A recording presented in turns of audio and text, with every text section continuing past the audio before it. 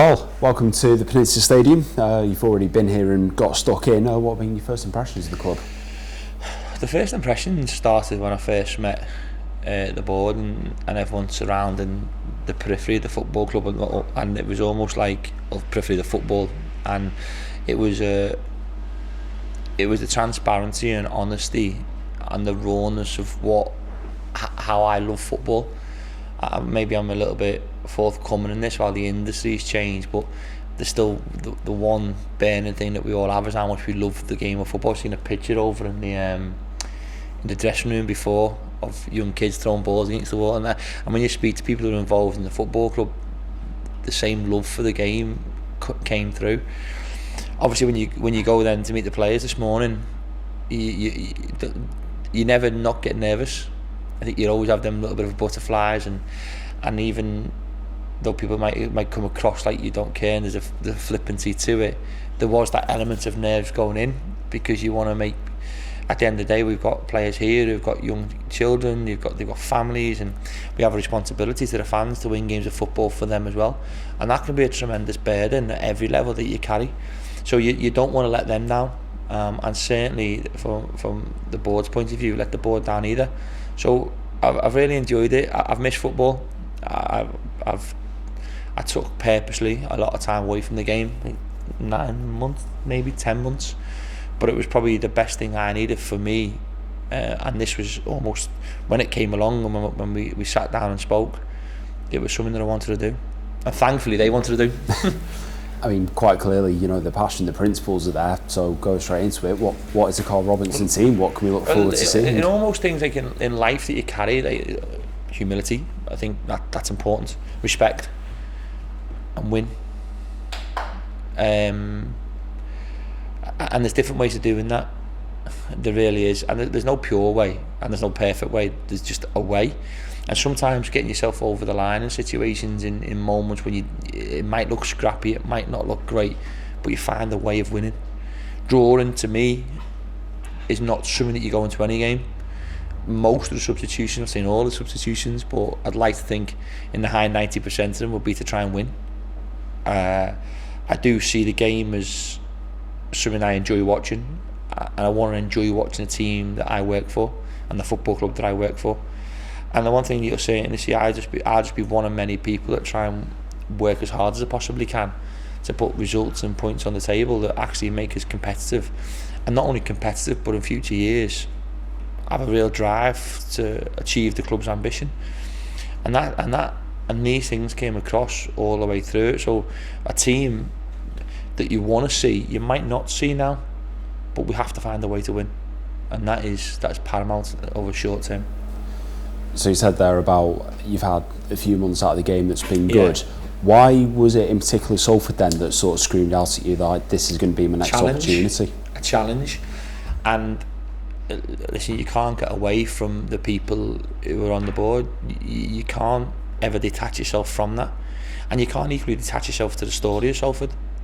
It almost encompasses everything that you want, that you want to work within, and there has been other opportunities and other challenges that might have come along, and people talk processes, and I'm not one of them managers, unfortunately, that will speak to you about that. I just want to come in and win, and we've got to find a way, and that's from every single one of us trying to pull in the same direction, and a direction that we believe is correct for the football club and for this group of players that we've got in the short term. The future will take care of itself once we've got the immediate future sort of intact and in the right direction. And what's been here before, the recruitment and what they've been coached, just unfortunately I find myself in that situation as a manager where you're trying to do everything you possibly can and the results don't follow, and sometimes the next thing is a change.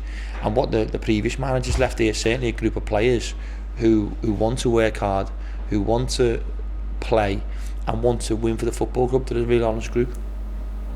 Coming up very quickly, Saturday, massive game against Forest Green Rovers. What sort of start do you want to see? Well, it was an interesting one. When we spoke about everything, I think everyone was thinking that obviously this was only done, I think this only got finalised at, I think it was at 9:30 last night, which was Thursday evening, and it was one of them situations where I didn't want to come here on Saturday and sit in the stand and see a really honest, hard-working group of staff. Just to stand there and see the next manager coming in the stand, I see it quite a lot. It's not something I personally agree with. I don't think it's fair.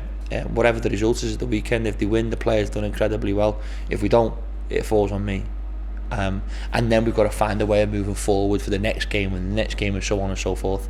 So if anything, doing this quickly and looking forward to the first game is just being able to just find a way of getting ourselves over that line, which in no uncertain terms has been difficult over the last few months.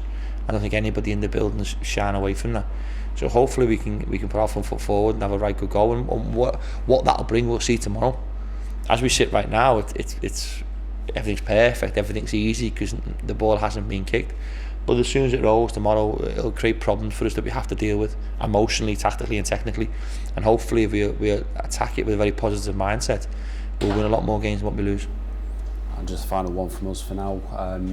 What's your message for the supporters? Do what they do best, and don't forget that they are front and centre of our sport. I was very, lucky or unlucky to manage through COVID, and I realised how much I didn't like football.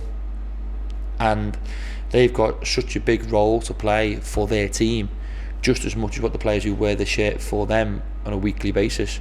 We've both got to make sure that we put 100% effort into everything. And whenever you've achieved, when the club's achieved in the past, there's tremendous synergy between the stands and the team, and there's a connection. And sometimes that can be born out of positive results, sometimes it can be born out of decent performances, sometimes it can be born out of some things that you say through the media. But whatever that may be, we've got to find a way of pulling together and making sure that when teams come in here, they don't want to play here. They shouldn't want to come and play at the stadium. And I know it's a cliche, but this is our home. This is where we have a majority of fans come to watch. I know we have away support, but this is where a majority of the people come and watch this football club play. And we've got a duty of care to make sure that we leave everything on that pitch. Well, good luck. Thank you very much.